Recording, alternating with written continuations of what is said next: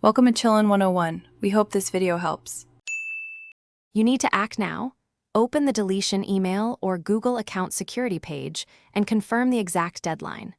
Once done, use a secure device and connect to a reliable network to avoid interruptions. Make sure you have any backup codes, your recovery phone and email, and recent sign-in locations ready. These prove ownership. You'll start the recovery process immediately, so keep these items accessible and stay focused. Timing matters because restoration windows are strict and automated. Begin with Google's account recovery form and answer as precisely as you can.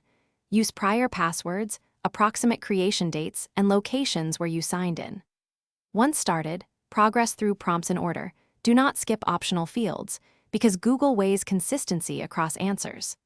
Make sure you're using a familiar browser and device, avoid VPNs, and enter recovery codes or a verification SMS when requested. If an automated prompt asks to verify a device you used recently, approve it quickly to speed restoration.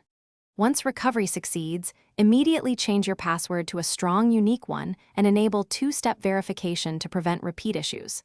Next, verify access to Gmail, Drive, and Photos, then use Google Takeout or linked services to back up critical data.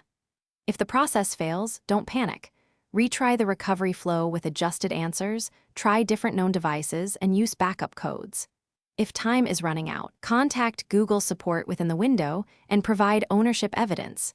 That's the key troubleshooting. Thanks for watching. Consider subscribing if we helped you.